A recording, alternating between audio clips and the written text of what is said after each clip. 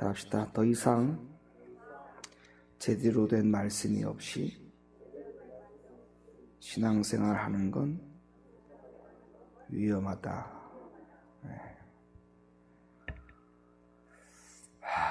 지금 이 세상이 위험한 일들이 많이 있습니다. 세계적으로 가장 선진국이라고 자부하는 미국에서 12층 아파트가 반토막이 나고 무너졌습니다. 수백 명의 사상자가 났고 또 수십 명의 사망자가 벌써 이미 확인이 되었고 또 수백 명의 사람들을 행방을 찾지 못하는 그런 일들이 온 세계의 뉴스를 통해서 나오고 있습니다.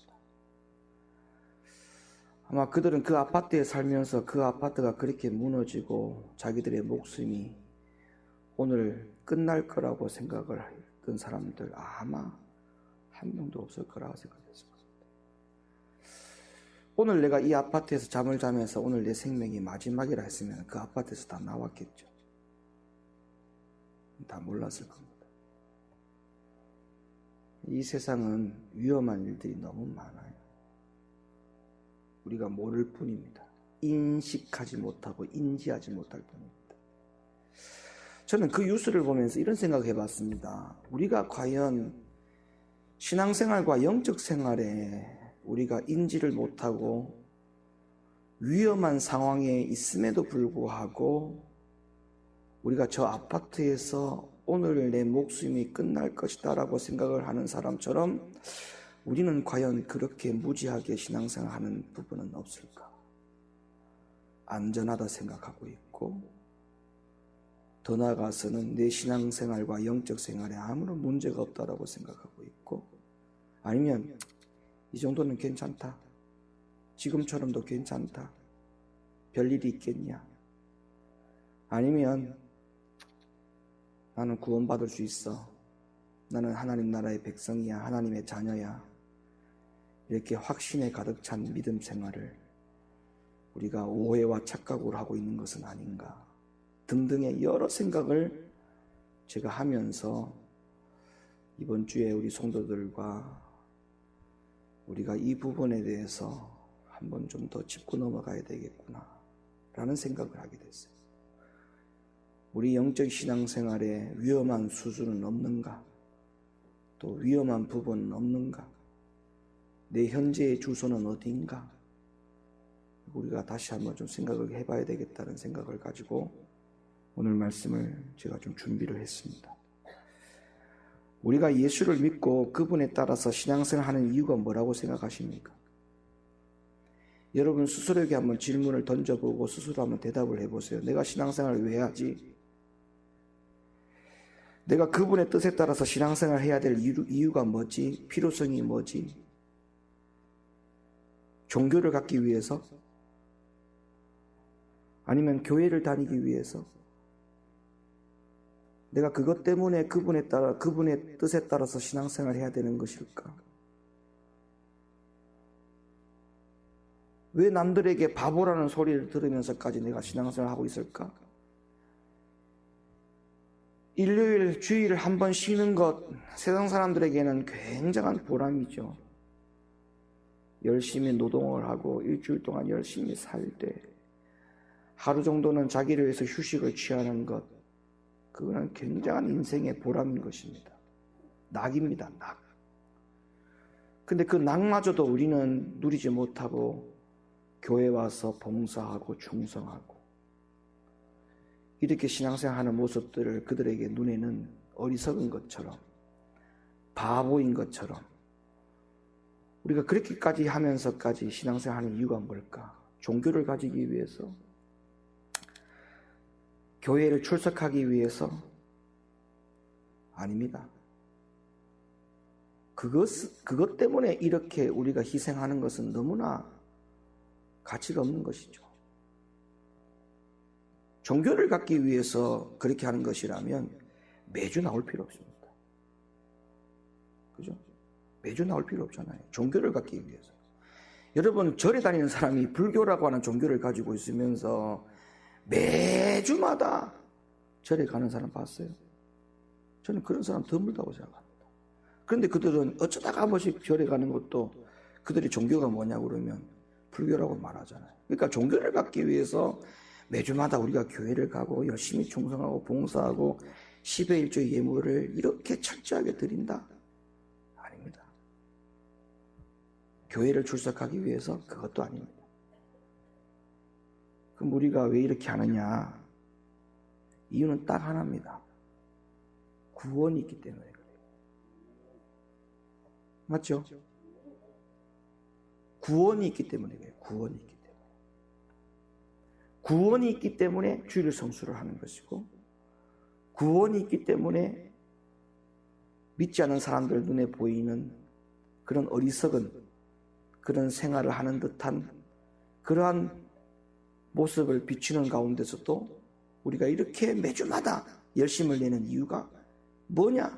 구원이 있기 때문에. 구원이 없다면 우리가 이렇게 할 이유가 있겠어요? 그런데 문제는 뭐예요? 문제는 오늘날 구원이 그냥 아무런 값 없이 하나님이 우리에게 주신 은혜의 선물로 생각하니까 문제라는 거예요.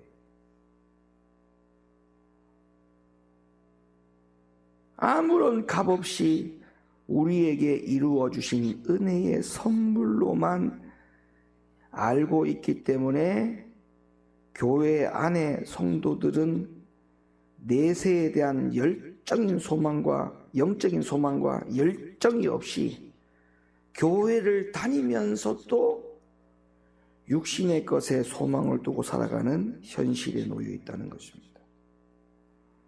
하지만 성경에서 말씀하시는 구원의 기준은 하나님이 담당하실 부분이 있고 또 인간이 담당해야 되는 부분이 있다라고 분명히 말씀하고 있기 때문에 우리는 이 성경적인 사실을 절대 외면한 채 신앙생활을 해서는 안 됩니다. 자, 말이 나온 김에 구원의 문제에 있어서 하나님이 하실 일과 인간이 해야 할 일, 이 두 가지가 분명히 있다라고 말씀하셨는데, 자, 그 부분이 뭔지 한번 짚고 넘어가 볼게요. 베드로전서 1장 5절의 말씀을 다시 한번 읽어주시겠습니까? 너희가 말세에 나타내기로 예비하신 구원을 얻기 위하여 믿음으로 말미암아 하나님의 능력으로 보호하심을 입었나니. 자, 이 말씀에 보면 구원을 이루기 위해서 하나님이 하실 일을 기록하고 있어요. 하나님이 하신 일을 기억하고 있어요. 하나님이 하실 일과 하신 일이 뭐냐면 바로 하나님의 능력으로 우리를 보호케 하셨다, 이렇게 말씀합니다. 믿으시면 아멘 하십시다. 하나님이 하신 일이 뭐라고요? 하나님의 능력으로 인간을 보호하셨다. 그러면 하나님의 능력으로 우리를 보호하신 게 뭔데, 여기서 말하는 하나님의 능력이라고 하는 것은 성령을 말하는 것입니다. 성령. 그러면 하나님은 우리에게 구원을 이루게 하기 위해서 하나님이 하신 일이 뭐다? 하나님은 우리에게 성령을 주셔서 그 성령의 능력을 사람이 입어서 그 성령의 능력을 통하여 구원의 보호를 받도록 하나님이 조치를 하셨다. 그러므로 하나님이 하실 일을 다 하셨다. 하나님이 하실 일을 다 하셨다. 그러니까 하나님은 인간에게 구원을 위해서 충분한 능력과 은혜를 우리 사람에게 성령이라고 하는 것을 주셨기 때문에 하나님은 하실 일을 하셨다. 다 하셨다. 다 하셨다. 그리고 그 다음에 문제가 뭐예요? 숙제가 뭐죠? 과정이 뭐죠? 과제가 뭐죠? 그 다음에 인간이 해야 될 일이 있어요. 구원을 이루기 위해서는 인간이 해야 될 일이 있다고 성경은 말하고 있는데, 자, 인간이 해야 될 일이 뭐냐면, 자, 그렇다면 하나님이 구원을 이루기 위해서 하나님이 사람에게 성령의 능력을 주어서 보호케 하셨는데, 그러면 사람은 그 성령의 능력을 수여받는 입장이잖아요. 그렇죠? 성령을 받는 입장이잖아요. 그러면 그 성령을, 하나님 주신 성령을 내가 부여받아서 그 능력을 안고 살아가야 됩니다. 그 능력을 안고. 왜 아멘을 한 번밖에 안 하죠? 그 능력을 안고 살아가야 돼요. 왜냐하면 하나님 주신 성령을 주신 목적은 뭐냐면 그 성령을 통해서 구원을 보호받기 위해서 주신 것이기 때문에, 그러면 구원을 보호받기 위해서는 인간은 절대 성령을 떠나서는 안 된다. 구원을 보호받기 위해서는 성령이 철저하게 필요하다라고 생각을 해야 돼요. 성령을 떠나서는 살 수 없다. 나에게 성령의 능력이 끊어지면 나는 구원을 입을 수 없다. 왜? 성령이 끊어지는 그 즉시 우리는 죄악의 모습으로 살아가요. 죄악의 모습으로. 겉사람으로 살아가요. 겉사람으로. 성령의 능력을 보호를 받고 살아가는 사람은 속사람으로 살아가고, 성령의 능력의 보호를 끊고 살아가는 사람은 겉사람으로 살아가요. 근데 우리의 겉사람은 성경은 말씀하고 있기를 모든 악의 습성과 근원이 겉사람에게 다 있다. 겉사람으로는 하나님을 기쁘게 할 수 없다. 겉사람으로는 하나님과 원수가 되나니. 성경은 이렇게 말씀하고 있죠. 그러니까 사람이 해야 될 일은 뭐냐면 성령을 주신 그 성령을 끝까지 붙들고 성령의 능력으로 말미암아 속사람이 강건해서 속사람으로 말미암아 이 땅을 살아갈 수 있도록 해야만이 우리가 구원을 이룰 수가 있다. 이게 인간이 해야 될 일이에요. 그 말씀의 뒷받침이 골로새서 1장 21절에 이렇게 기록하고 있습니다. 말씀 읽어주시죠. 전에 악한 행실로 멀리 떠나 마음으로 원수가 되었던 너희를 이제는 그의 육체의 죽음으로 말미암아 화목케 하사 너희를 거룩하고 흠없고 책망할 것이 없는 자로 그 앞에 세우고자 하셨으니, 만일 너희가 믿음에 거하고 더 위에 굳게 서서 너희 들은 바 복음의 소망에서 흔들리지 아니하면 그리하리라. 이 복음은 천하 만민에게 전파된 바요 나 바울은 이 복음의 일꾼이 되었노라. 자, 히브리 6장 11절 12절 말씀, 그 말씀 이어갑니다.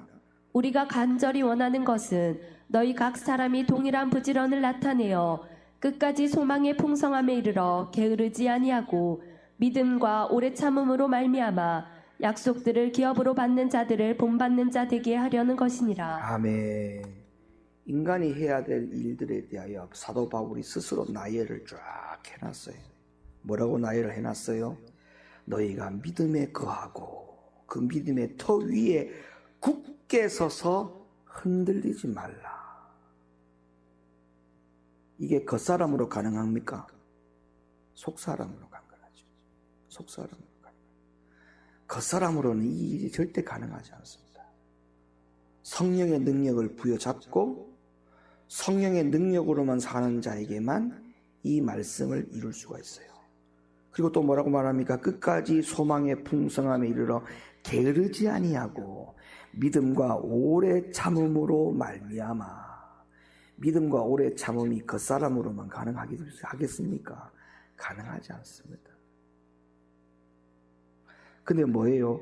믿음과 오래 참음으로 말미암아 약속의 기업을 받을 수 있다라고 말씀하고 있는 것이니까, 하나님이 부여해 주신 성령의 능력을 딱 붙들고 성령의 능력의 움직임에 따라서 능력의 보호하심에 붙들려 살아가는 속사람으로만 살 때에 구원이 완성되어집니다. 이것은 제가 지어낸 이야기가 아닙니다. 우리가 어떤 책을 보고 참고하는 내용이 아니고 성경에 있는 말씀을 우리가 읽었고 눈으로 확인했습니다. 다른 이유 될 거 없어요. 다른 핑계 될 수 없어요. 다른 말을 할 수가 없어요. 성경이 딱 이렇게 정의를 내리고 있지 않습니까? 구원을 위해서는 하나님이 하실 일, 그리고 인간이 해야 될 일. 근데 어떤 문제가 생겼다고요? 인간이 해야 될 일을 다 빼버렸다고요, 교회에서. 이미. 왜? 구원은 하나님이 값없이 주신 은혜의 선물로 규정을 짓고 있어요. 하나님이 하실 일이 있지 우리가 해야 될 일은 없다. 이게 오늘날 교회 안의 문제라는 것입니다. 그래서 제대로 된 말씀이 없이는 신앙생활을 이렇게 계속했다가는 위험하다. 그런 생각조차도 왜 그런 생각을 하게 되었느냐 하면 제대로 된 말씀이 없기 때문에 그렇게 된 거거든요. 정말 성경이 그렇게 말씀하시는 게 맞느냐? 정말 하나님이 하실 일만 있고 우리가 해야 될 일이 없느냐? 라는 그 부분에 대해서 사실관계를 제대로 된 말씀을 가지고 한 번도 확인을 한 적이 없다는 거거든요. 그래서 그런 오류가 생겼다는 거거든요. 그러니까 그런 상태로 신앙생활하는 것은 위험하다. 위험하다. 그러니까 이 땅에서 뭔가 교회 안에서 열심은 했는데 구원을 받지 못한다. 그런 결과를 낳는 거예요. 그러니까 위험하다는 거예요. 뭔가 여기저기 분주하게 정말 최선을 다한다고 다 했는데 주님을 위해서, 근데 마지막에 결론이 구원이 없어요. 구원이 없어요. 그러니까 위험한 거예요. 그건 위험한 거예요. 위험한 거예요.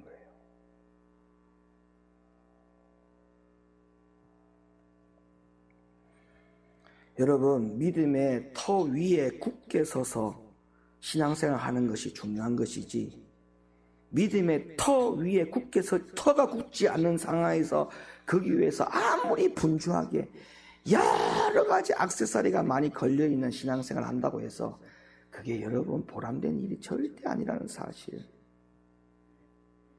여러분, 곧 집이 무너질 줄 모르고 그 안에다가 아무리 호화로운 장식을 하고 리모델링을 하고, 예? 확장 발코니 공사를 아무리 한들 여러분 소용없어요. 집이 무너진다니까 무슨 소용이 있어요. 위험한 상황인데 거기다가 여러 가지를 입힌들 무슨 소용이 있습니까? 소용이 없어요. 소용이 없어요. 그러니까 우리가 왜 교회를 다니느냐, 왜 이렇게 열심을 내느냐, 목적은 뭐라고요? 구원이에요. 구원. 목적은 구원이에요. 구원. 여러분, 열심히 하더라도 구원이 딱 보장된 상황에서 열심히 하면 얼마나 그 열심이 아름다운 열심입니까? 10의 1조를 아무리 많이 드리고 아무리 정확하게 드려도 구원이 확정된 상황에서 10의 1조를 정확하게 드리면 이 10의 1조 예물이 얼마나 귀한 예물이 되겠습니까? 하나님이 다 기억하는 예물이 되는데. 제 말씀이 안 맞아요. 그러니까 어디다가 초점을 맞추자? 구원에다가 초점을 맞추자. 모든 것을 구원에다가 초점을 맞추자. 그래서 더 이상 제대로 된 말씀이 없어 신앙생활 하는 것은 너무나도 위험하다. 그래서 실제로 내가 지금까지 교회를 수년간 다니면서 제대로 된 말씀이 있는 상태에서 신앙생활을 하고 있는 것인지, 아니면 제대로 된 말씀이 없이 그냥 신앙생활을 하는 것인지 오늘 자신 스스로 잘 검증해 보시고 하나님의 말씀을 정말 진리를 잘 분별해서 올바른 신앙생활을 하는 것이 너무나도 중요하다라는 그 사실에 대해서 여러분들이 한 번 더 깨달을 수 있는 귀한 시간이 되었으면 좋겠습니다. 요한복음 10장 28절로부터 29절의 말씀을 열어봅니다. 내가 저희에게 영생을 주노니 영원히 멸망치 아니할 터이요 또 저희를 내 손에서 빼앗을 자가 없느니라. 저희를 주신 내 아버지는 만유보다 크심에 아무도 아버지 손에서 빼앗을 수 없느니라. 한 번 더 읽어주시죠. 너무나 중요한 말씀이기 때문에 여러분에게 다시 한번 읽어드립니다. 내가 저희에게 영생을 주노니 영원히 멸망치 아니할 터이요 또 저희를 내 손에서 빼앗을 자가 없느니라.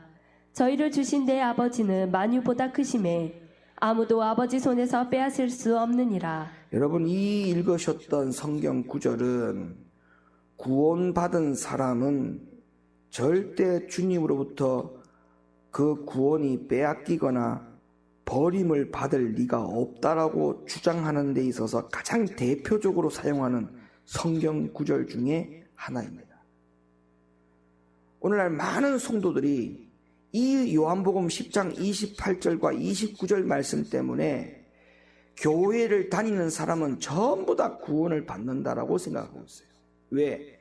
하나님의 손에서 아무도 그 구원을 빼앗을 자가 없다라고 그 말씀이 기록된 것으로 믿고 있기 때문에 그렇습니다.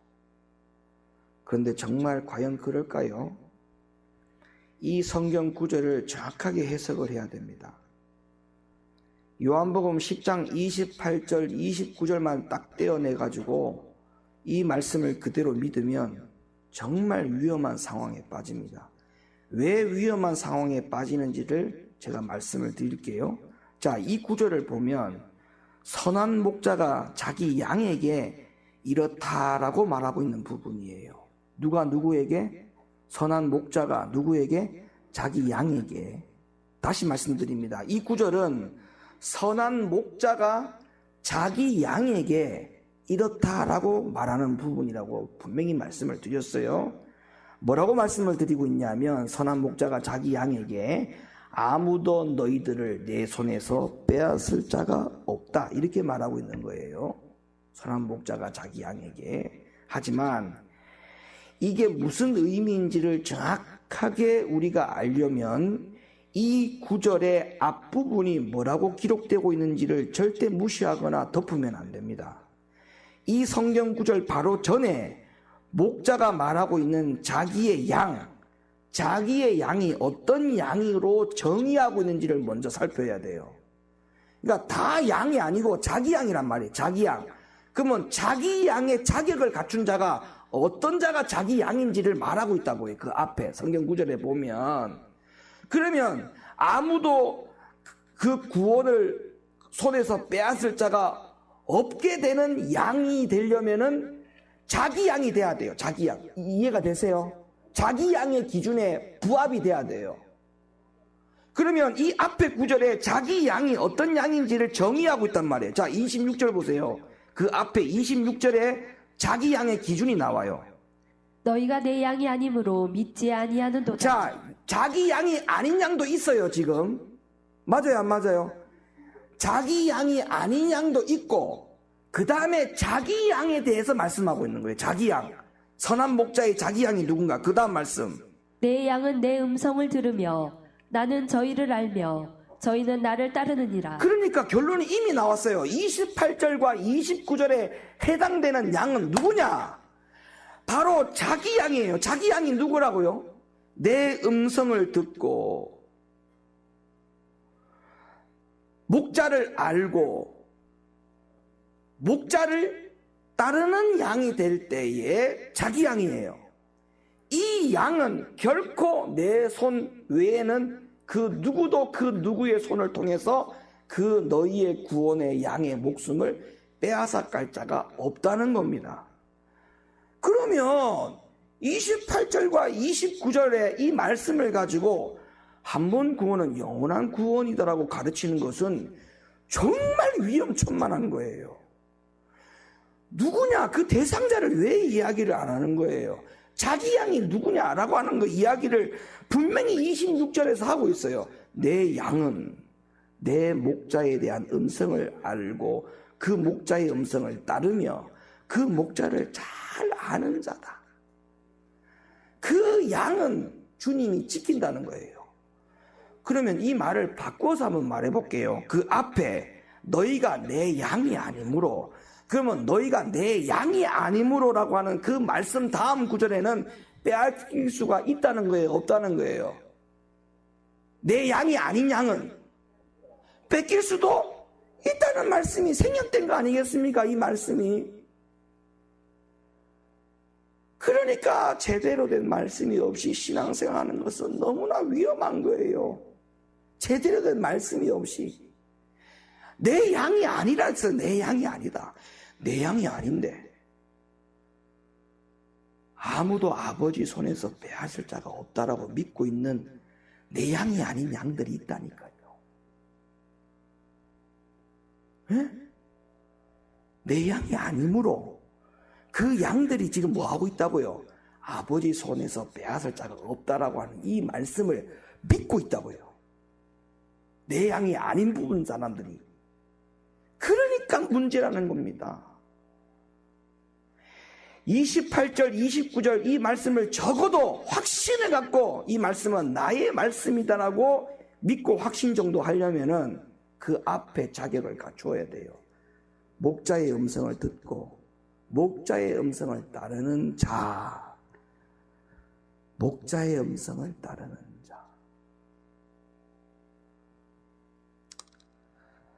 말씀 시간에 물론 찬양 시간에도 마찬가지지만 자꾸 졸지 마세요. 졸음이 오면 졸음을 깨는 방법을 본인들이 스스로 잘 간구하셔서 말씀이 중간중간에 안 들리는 일이 없도록 잘 여러분들이 단속하시기를 부탁을 드립니다.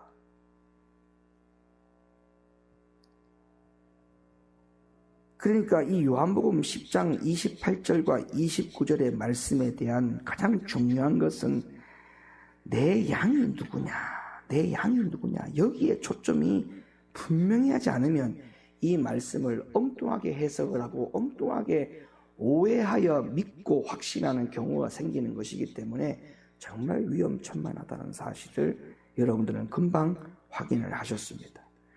그러니까 이 구절은 목자의 음성을 잘 듣고 순종하며 따르는 양은 원수 마귀가 빼앗아서 멸망시킬 수 없다는 말씀이지, 불순종하는 양이 한번 구원하는 것은 영원한 것이기 때문에 절대 빼앗기지 않는다라고, 그런 의미로 예수님이 이 말씀에다가 기록해 놓은 것이 아니다라는 사실, 분명히 명심하시기를 바랍니다. 요한복음 14장 16절로 넘어가 볼까요? 요한복음 14장 16절 말씀. 내가 아버지께 구하겠으니 그가 또 다른 보혜사를 너희에게 주사 영원토록 너희와 함께 있게 하시리니. 예, 말씀을 천천히 한 번만 더 읽어주세요. 내가 아버지께 구하겠으니 그가 또 다른 보혜사를 너희에게 주사 영원토록 너희와 함께 있게 하시리니. 또 많은 사람들이 이 성경 구절에 대하여 생각하기를, 자, 또 다른 보혜사를 너희에게 주사, 이것은 성령을 말하는 것인데, 자, 성령을 한번 딱 주시면 영원토록이란 단어가 있어요. 영원토록 너희와 함께 하겠다. 영원토록 함께 하겠다라고 하는 이 말씀 때문에 성령이 우리에게 한번 임하시면 성령은 우리를 절대 떠나지 않는다, 이렇게 오해를 한다는 거예요. 이 말씀을 가지고. 여러분, 이 말씀에 대한 오해를 풀기 위해서는 먼저 무엇부터 정리를 해야 되느냐 하면, 여기서 이 말씀에서 성령이 누구에게 임하는 것을 말씀하고 있는지를 먼저 분석을 해야 됩니다. 이 말씀이 성령이 누구를 향해서 말씀하시는 것인지, 그러니까 성령이 누구에게 임하는 것을 단서를 가지고 이 말씀을 하는 것인지, 이것은 개인 사람에게 성령이 임하는 단서 조항이 아니고 교회에게 임하는 단서 조항이라는 것부터 우리가 사실관계를 정확하게 해야 돼요. 또 합시다. 사람이 아니라 교회다. 이거를 분명히 정리를 하고 넘어가야 돼요. 자, 이 말씀이 왜 이렇게 기록이 되었는지를 제가 그렇게 한번 설명을 드려볼게요. 자, 요한복음 14장 2절로부터 3절 말씀. 내 아버지 집에 거할 곳이 많도다. 그렇지 않으면 너희에게 일렀으리라. 내가 너희를 위하여 처소를 예비하러 가노니 가서 너희를 위하여 처소를 예비하면 내가 다시 와서 너희를 내게로 영접하여 나 있는 곳에 너희도 있게 하리라. 자, 아까 우리가 요한복음 14장 16절을 읽었죠. 그러니까 16절 앞에 넘어와서 앞으로 와서 2절로 지금 확인을 한 겁니다. 그죠? 2절 3절을 읽은 거예요. 그리고 그 바로 뒤에 12절까지 읽어볼게요. 자, 12절. 내가 진실로 진실로 너희에게 이르노니 나를 믿는 자는 나의 하는 일을 저도 할 것이요 또한 이보다 큰 것도 하리니 이는 내가 아버지께로 감이니라. 자, 그러면 14장 2절과 3절을 금방 읽었고 12절을 읽었는데 2절과 3절의 말씀과 12절의 말씀을 다 읽어보면 우리는 어떤 것에 대한 결론에 이를 수가 있느냐면, 자, 예수님은 죽으시고 곧 제자들을 떠나서 이제 하나님 아버지께로 가셔야 될 시간이 다가온 거예요. 맞죠? 그러면 이런 와중에 예수님이 지금 이 말씀을 하시는 의도가 뭐냐 하면, 에베소서 1장 23절에 보면 여러분 교회를 가리켜서 예수님의 몸이라고 했습니다. 교회는 곧 예수님의 몸이라고 했어요. 맞죠? 그리고 요한복음 16장 7절에서 뭐라고 말씀하고 있냐면 내가 떠나는 것이 너희에게 유익이다 이렇게 말씀하셨어요. 그러면 결론적으로 말씀이 무슨 말씀이냐면 자, 예수님은 죽으시고 부활하시지만 그러나 그 이후에도 예수님의 몸을 대신할 뭔가가 필요했던 거예요. 자, 예수님이 공생의 30년 동안에 여러 가지 일들을 하셨죠. 성령의 일을 하셨죠. 귀신을 내어 쫓고 병든 자를 고치고 죽은 자를 살리고 등등 여러 가지 주님이 여러 가지 일들을 하셨잖아요. 근데 예수님이 지금 죽으시고 이제 제자들을 떠나서 하나님 우편에 가셔야 될 시간이 다가왔어요. 그러면 내가 이 땅에서는 없어지지만 그러나 내가 이 땅에서 없어진다고 해서 내가 해야 될 일이 끝나는 게 아니다. 내가 해야 될 일을 그대로 이어서 해야 될 뭔가가 있다.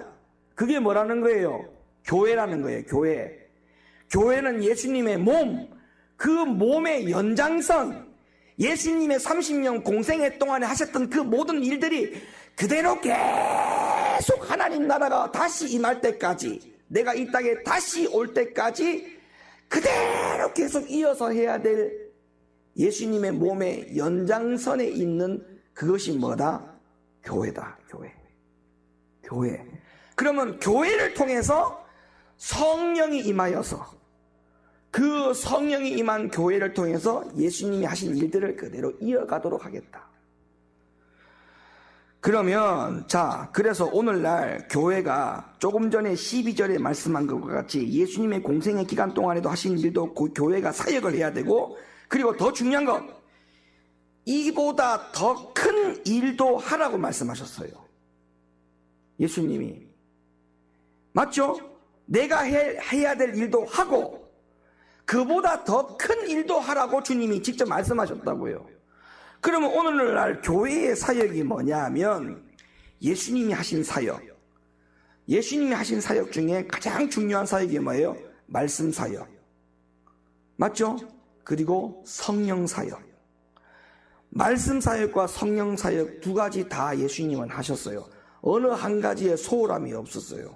그럼 오늘날 교회가 이 두 가지 사역을 계속 해야만 예수님의 교회의 몸으로서의 예수님의 몸을 연장하는 교회, 그리고 성령을 받은 교회, 성령이 절대 떠나지 않는 교회가 된다라고 하는 결론에 이를 수가 있습니다. 여러분, 오늘 이 요한복음 14장 16절, 그래서 이어서 요한복음 14장 16절에 이렇게 말씀하고 있는 거예요. 자, 보세요. 내가 아버지께 구하겠으니 그가 또 다른 보혜사를 너희에게 주사 영원토록 너희와 함께 있게 하시리니. 그러니까 제가 아까 서두에 말씀드렸잖아요. 개인에게 성령이 임하여서 개인에게 임한 성령이 떠난다라고 하는 그 말씀이 아니고, 이거는 예수님의 몸으로서 연장해서 교회가 그 사역을 계속 이어갈 때 단 성령이 임하였을 때 그 교회가 가능하다는 거 아니겠습니까? 그죠? 그런 교회는 절대 예수님의 일을 계속 이어서 하고자 하는 성령의 교회는 성령이 떠나지 않는다. 그 말이에요. 그 말. 그러면 교회 안에 성령이 영원히 거하느냐? 아닙니다. 성령이 떠난 교회에 있을 수 있습니다. 성령이 떠나고 사람이 주인 되는 교회에 얼마든지 있을 수 있죠. 전통과 역사를 자랑하는 교회들 보십시오. 믿음의 대를 이어가지고 그 교회를 계속 유업으로 이어가지고 그 교회에서 신앙생활 하는 사람들, 그분들이 가장 오해하고 착각하고 가장 주님 앞에 잘못할 수 있는 범위가 어디냐면, 우리가 교회를 세웠다, 우리 아버지 때부터 이 교회가 세워졌다, 우리 할아버지 때부터 이 교회가 세워졌다. 교회에 대한 주인의식. 그러나 교회에 대한 주인의식을 갖고 교회에 대한 소중함, 그것도 참 중요하나, 그러나 그보다 그 마음이 먼저 주님이 주인이라는 마음이 앞서야 된다는 거예요. 사람이 주인됨이 앞서고 난 다음에 주님이 주인이라고 하는 말을 하는 것은 이거는 잘못된 겁니다. 그러니까 성령이 떠나지 않는 교회가 되려면 어떻게 되느냐? 주님이 하신 사역을 그대로 이어서 하는 그 중요성을 그 누구보다도 필요 절감으로 생각하는 교회가 성령이 떠나지 않는 교회. 그래서 높은 뜻 교회, 이 교회도 성령이 떠나지 않는 교회가 되기 위해서는 두 가지 사역을 절대 놓으면 안 됩니다. 말씀 사역과 성령 사역. 성경의 사역과 성령의 사역. 교회 안에 여러분들도 작심하고 결단하셔야 돼요. 내가 성경의 사람이 되고 성령의 사람이 되겠다라고 결심하고 각오해야 됩니다.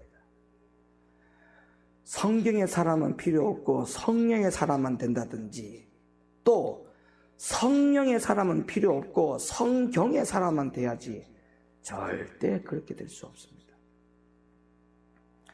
교회가 어느 한쪽으로 치우치면, 이 두 가지 사역을 하지 않으면 예수님의 사역을 결코 이어서 하는 사역이 아니기 때문에 성령이 영원히 임하는 교회라고 자부할 수도 없고, 그 일을 하지 않는 교회는 언제든지 성령이 떠날 수 있다는 사실을 분명히 명심해야 됩니다. 그리고 만약에 우리가 100번 양보하고, 그러면 이 요한복음 16장의 말씀이 100번 양보하고 그 성령이 개인 사람에게 임하여서 절대 그 성령이 떠나지 않는다라고 하는 그 말씀으로 믿었다고 가정하고, 그러면 우리가 다시 한번 이렇게 한번 생각해 볼게요. 그러면 사람에게 임한 성령은 떠나지 않느냐? 사람에게 한번 임한 성령은 영원히 떠나지 않느냐? 그럼 그 문제도 한번 생각해 볼게요. 한 예로 사울왕 있잖아요. 사울왕. 우리가 한 예로 한번 생각해 볼게요. 사울왕. 사울왕 여러분 잘 아시죠? 사울왕은 개인에게 성령이 임했지 않습니까? 근데 사울왕에게 임한 성령이 영원토록 이 말씀처럼 있었어요. 성령이 떠났어요. 사울을 떠났지 않습니까? 그럼 그거는 뭐예요? 실제로 그에게 성령이 떠난 적이 없어요? 있어요. 여러분, 실제로 사울에게서 성령이 떠난 사실을 누가 알았느냐? 다윗이 알았어요. 다윗이 그걸 눈으로 봤어요. 사울에게 임했던 성령이 떠나는 것을 사울이 지켜봤어요. 사울이 충격을 받은 거예요. 이야, 성령이 떠날 수도 있다라고 하는 사실을 다윗이 안 거예요. 깨달은 거예요. 그래서 다윗이 자기가 범죄한 이후에 사울 같은 꼴을 당할까봐 하나님 앞에 회개하면서 시편 51편 11절에 이렇게 고백합니다. 나를 주 앞에서 쫓아내지 마시며 주의 성신을 내게서 거두지 마시옵소서. 왜 다윗이 이런 고백을 했다고 생각합니까? 자기도 죄를 지어서 사울왕처럼 나에게서 성령이 떠나는 꼴을 당할까 봐. 그거는 다윗이 알고 있었던 사실이거든요.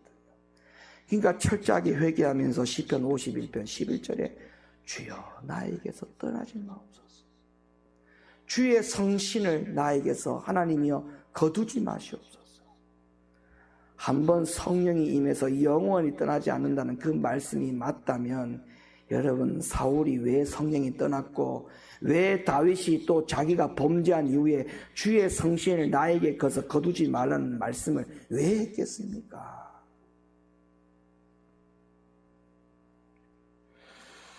또 어떤 사람은 이렇게 말하면, 목사님 그거는 구약에 있는 성경이잖아요. 그럼 신약에 있는 말씀 보십시다. 히브리 6장 4절부터 6절. 한번 비침을 얻고 하늘의 은사를 맛보고 성령에 참여한 바 되고 하나님의 선한 말씀과 내세의 능력을 맛보고 타락한 자들은 다시 새롭게 하여 회개케 할 수 없나니, 이는 자기가 하나님의 아들을 다시 십자가에 못 박아 현저히 욕을 보임이라. 성령 떠나요. 따라합시다. 성령이 떠날 수 있다. 떠나요. 그러니까 더 이상 제대로 된 말씀이 없이 신앙생활 한다고요? 얼마나 위험천만한 일인지를 우리가 지금 보고 있습니다. 말씀을 어떻게 해석하느냐에 따라서 성경을 어떻게 보고 믿고 확신하느냐에 따라서 신앙생활이 완전히 갈라집니다. 완전히 갈라집니다. 로마서 8장 37절로부터 39절의 말씀으로 한번 넘어가 봅니다. 그러나 이 모든 일에 우리를 사랑하시는 이로 말미암아 우리가 넉넉히 이기느니라. 내가 확신하노니 사망이나 생명이나 천사들이나 권세자들이나 현재일이나 장래일이나 능력이나 높음이나 깊음이나 다른 아무 피조물이라도 우리를 우리 주 그리스도 예수 안에 있는 하나님의 사랑에서 끊을 수 없으리라. 이 말씀도 마찬가지예요. 우기는 사람들에게는 너무나 중요한 말씀이죠. 너무나 좋은 말씀이죠. 뭘 우긴달까요? 내가 아무리 죄를 지어도 하나님의 사랑에서 끊을 수 없다. 나는 죄인이라도 하나님의 사랑에서 끊을 수 없다고 했기 때문에 괜찮다. 여러분, 하나님의 사랑에서 그 누구도 끊어질 수 없다라고 하는 말씀은 맞는데, 그런데 이 말씀에서 하나님의 사랑이 도대체 범위가 죄악이나 불순종에도 그렇게 하겠다는 그 어떠한 단서나 단어가 없어요. 네가 불순종 가운데서도 내가 그렇게 하겠다는 말씀이 여기 있어요? 그런 말씀 없어요. 하나님의 사랑에 대한 범위가 그 범위에 해당되지 않는 범위입니다. 아까도 이야기했지 않습니까? 자기 양일 때만 가능하다고요. 자기 양이 누구라고요? 자기의 음성을 듣고 목자의 음성을 듣고 목사의 음성을 듣고 지키는 자에게만 끊을 수 없다. 그 누구의 손에서도 빼앗을 자가 없다라고 하는 말씀이 맞는데, 자기 양이 아닐 경우에는 그 말씀에 해당 사항이 안 되는 말씀이라고요. 이것도 마찬가지예요. 하나님 사랑 맞아요. 하나님 사랑 안에 들어와 있는 자는 누구도 그 사랑을 끊을 수 없다는 게 맞아요. 맞는 말씀이에요. 그러나 그 하나님의 사랑이라고 하는 범위의 단서가 어디까지냐고요. 불순종, 그 단서가 없어요. 성경에는. 내가 불순종하는 가운데서도 하나님의 사랑이 끊어지지 않는다는 말씀이 없어요. 근데 우리는 그렇게 믿고 있어요. 믿는 게 아니에요. 그렇게 믿고 싶은 거지.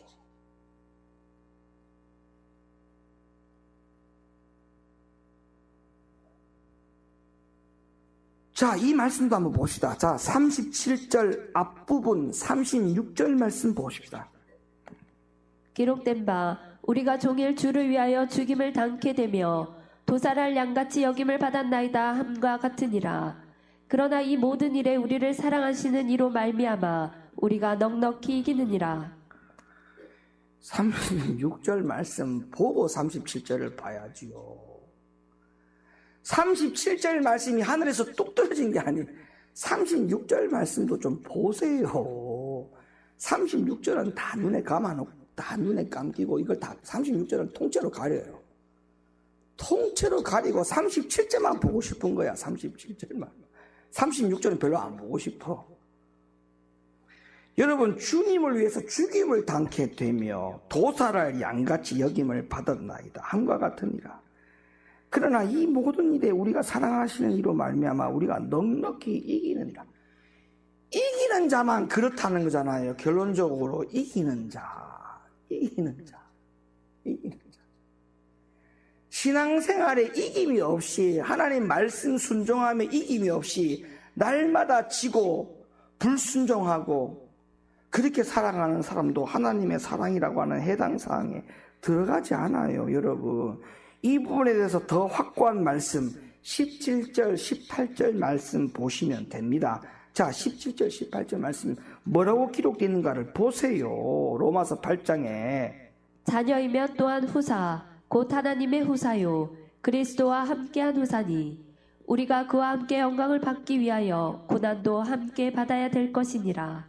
생각건대 현재의 고난은 장차 우리에게 나타날 영광과 좋게 비교할 수 없도다. 그러니까 이 말씀을 지켜야만 39절에 약속한 대로 하나님의 사랑에서 끊을 자가 없게 되는 거 아니겠습니까?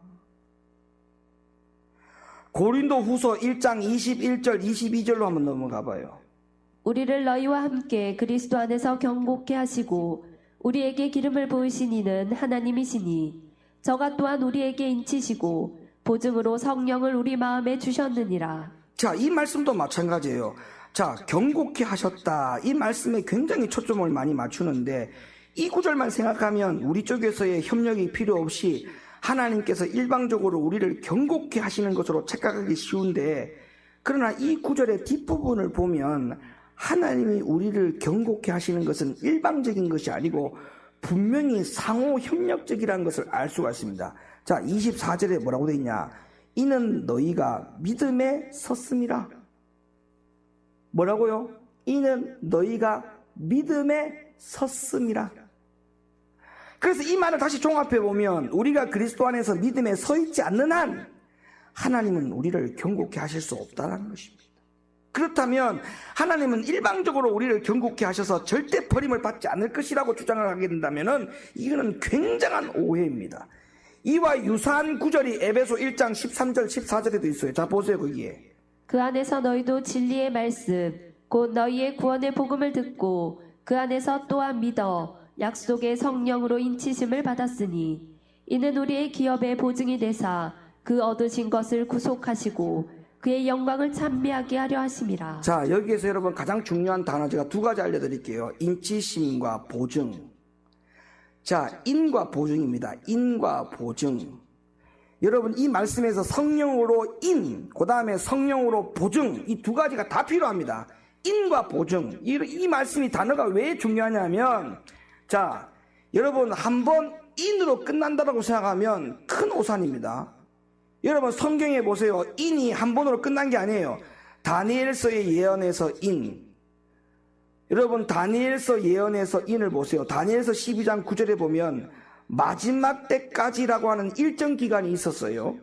또 예수님의 무덤에 대해서 인봉, 이것도 영원한 것이 아니었죠. 마태복음 27장 64절에 보면 단지 사흘 동안 인봉하시기 위해서 인이었습니다. 인. 그리고 여인들이 예수님의 몸에 기름을 바르기 위해서 새벽에 무덤을 쫓아갔을 때에도 그들은 그 인봉이 풀어질 것이라고 기대를 하고 갔었지만 사실 마태복음 28장에 보면 우리가 그 사실이 아니었다는 것을 확인할 수가 있어요.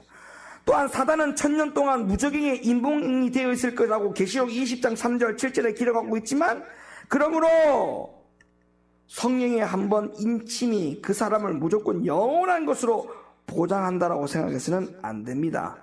왜 안 되느냐? 그 다음에 보증이란 단어가 있기 때문에 그래요. 보증. 그럼 뭔 말이냐면 제가 이렇게 간단하게 설명을 쉽게 드릴게요. 성령의 인이라고 하는 것은 소유를 뜻하는 것입니다. 소유. 근데 그 사람이 하나님의 자녀라는 것을 의미하는 도장이지 그가 영원히 버림을 받지 않을 것이라고 보장하는 도장은 아니라는 것입니다. 그러니까 보증은 뭐냐? 이거예요. 여러분 보증금을 지불해서도 여러분 잔금 지불해야 돼. 잔금. 예? 잔금 지불해야 돼요. 그러면 잔금 지불이 뭐냐 하면 지속적으로 성령을 통해 가지고 그 명령에 순종하면서 사는 것이 잔금이에요. 잔금. 보증금 딱 던져놓고 이게 내 집이요라고 말할 수 있는 사람이 없어요. 잔금을 내야 돼. 잔금을. 우리는 성령의 인이라고 하는 보증을 받았어요. 성령의 인이라고 하는 보증금은 하나님이 주셨어. 하나님이. 그 다음에 우리가 해야 될 일은 뭐냐 하면 그 사람의 백성답게, 그분의 백성답게, 하나님의 자녀답게, 그리스도인답게, 성령의 사람답게 살아가는 삶이 중요한 것입니다. 그게 잔금 생활이에요. 잔금 생활. 예? 잔금 생활. 그래서 바울이 이 모든 사실을 다 알았기 때문에 바울이 내가 날마다 죽노라. 그 고백은 뭐예요? 하나님 말씀대로 살겠다라고 하는 의지를 보여준 거지요. 맞죠? 우리가 오늘날 믿는 사람들처럼 바울이 그렇게 믿었다면 그런 고백 안 해도 돼요. 왜? 한번 성령의 인치심으로 그렇게 쓰임을 받은 바울이 그것만 생각하면 성령이 지금도 계시고 어제도 계셨고 앞으로도 영원히 계실 거라고 확신하지 않겠습니까? 바울 입장에서는 그렇게 쓰임을 받는데, 그럼에도 불구하고 그렇게 성령을 통해서 쓰임을 받는 바울도 내가 날마다 죽노라 했어요. 죽노라. 그건 뭐예요?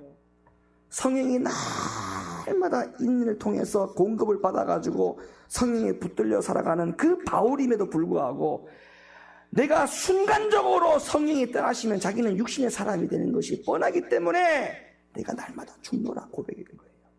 내가 날마다 죽노라. 여러분, 우리 같으면 그런 고백도 안 하고 살 겁니다. 한 번 구원은 영원한 구원이고 성령의 한 번 인치심은 영원한 것으로 보장되는 것이기 때문에 아마 확신에 가득 찼을 겁니다. 그러니까 그런 고백 안 했을 거예요. 뭐 내가 날마다 죽노라 그런 고백 안 해.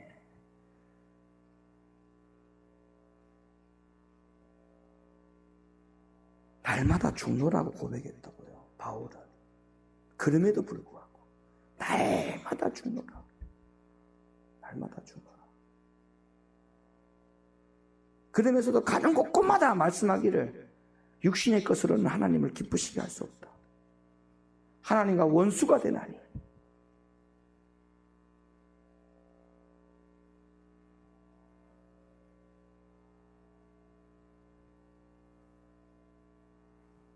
더 이상 우리가 제대로 된 말씀이 없이 신앙생활하는 것은 내 영혼을 걷잡을 수 없게 됩니다. 내 영혼이. 완전히 사망의 길로 가는 것을 위험한 순간임에도 불구하고 본인 현 주소에서는 위험한 것을 인지 못해요.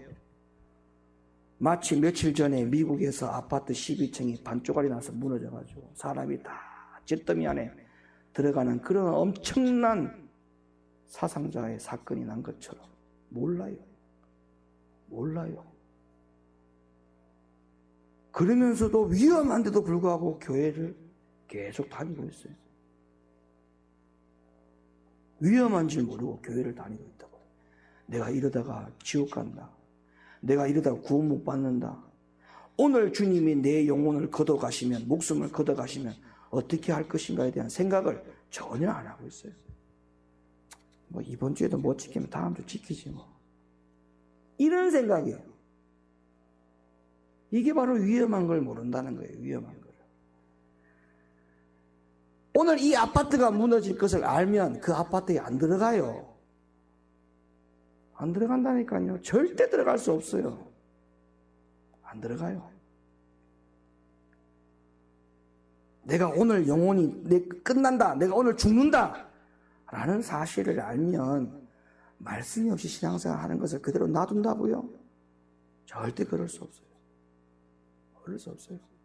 마치 무너질 걸 뻔히 알면서 들어가는 거하고 똑같은 거예요. 똑같은 거예요.